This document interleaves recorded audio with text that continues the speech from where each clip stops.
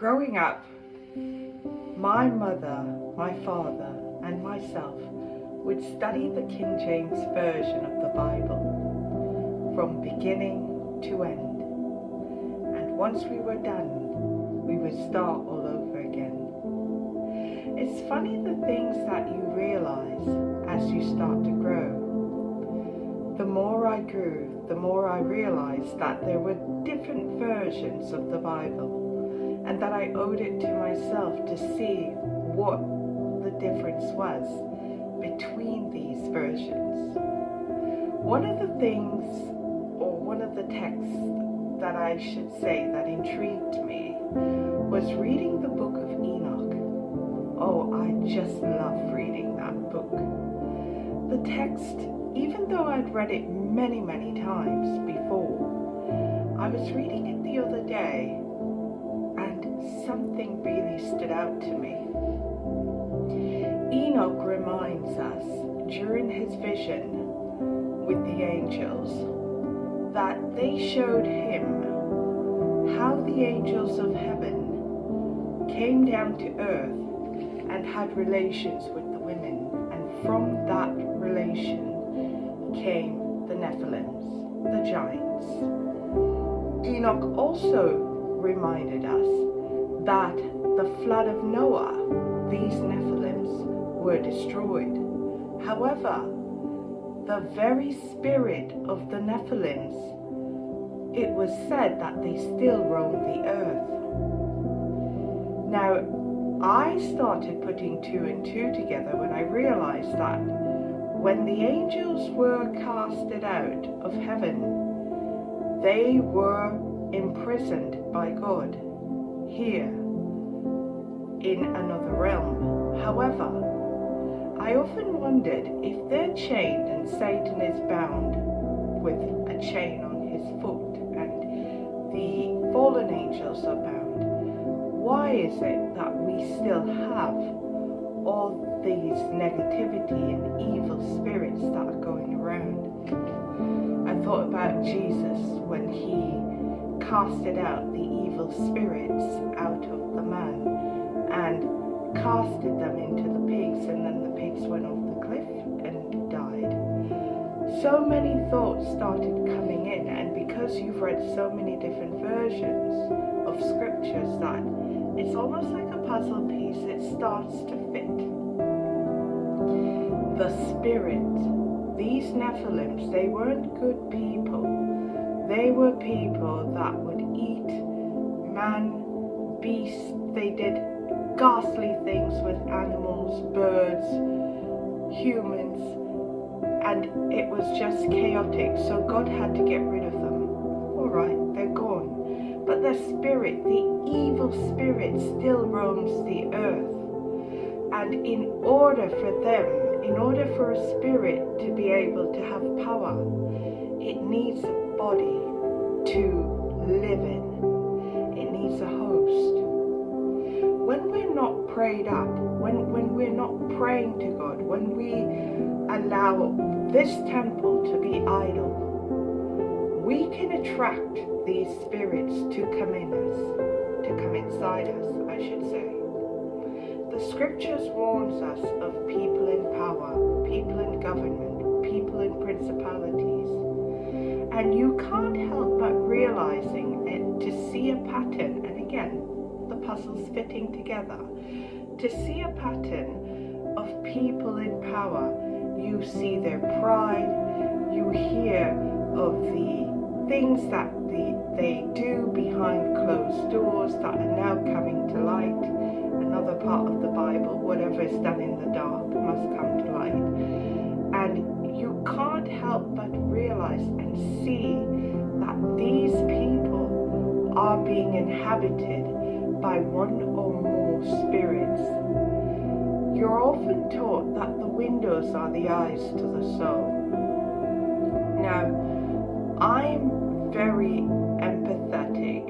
Empathy is something that comes naturally to me. And because of that, I've always found myself to be very keen to energy. That's why I often, if anyone who knows me realizes that I may show up at an event but I do not stay too long, because the energy for which I carry is very powerful, and it can attract the wrong people.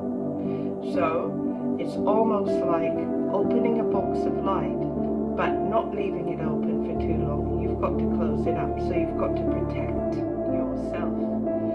And when I look at these people, I can smell them before I see them. I do not just see evil or spirits or negativity or positivity in a person by looking through their eyes. It's written all over them. It's in your demeanor, in the way you dress, in the way you comb your hair, in the way you do things.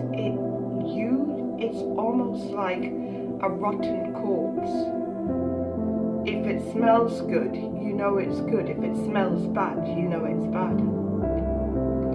Sometimes I myself, growing up, had to go through periods where one minute I'd be fine, and the next minute it's almost as if I feel a tightening in my chest, and you think, oh, I need to get up and stretch, or I need to do something, and I would chalk it up as just either stress or nervousness or overthinking, but it was none of the two.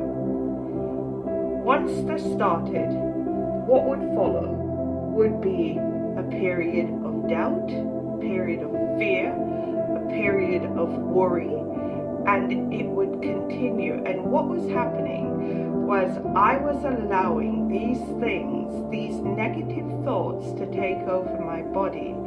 And before I knew it, if someone said the wrong thing, I would get really, really upset, wondering to myself, why am I feeling this way? Why am I doing this? And how do I get out of it? The only way to preserve yourself, and I use that word wisely, preserve, the only way to ensure that these negative spirits do not have access to your temple, which is your body, is for you and I to continue to pray. It means not always getting on your hands and knees and saying, oh Lord, help me, but for you to pray. Before you walk into someone's house, pray. Touch the door of someone's house before you go in, and ask God to let the peace be in that house. Remember, the scripture says, if there is no peace there, you need to walk away. Dust the dirt from under your foot. Over the years, I've found myself pulling away from a lot of people. And it's not just friends, it's not just family, it's almost everyone that you are accustomed to being around. And I often wonder, why is it that I feel this way? Until one day, God pulled me aside, and it was as if I was looking through a glass door into a home. And he showed me the things for which I would have not seen because I was caught up in the negativity. I had to pull myself away.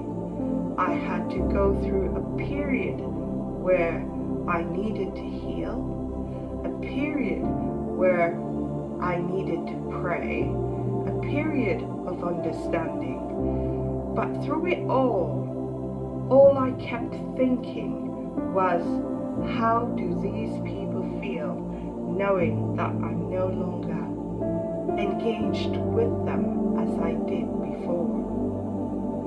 But God reminded me that that part of thought was not for me.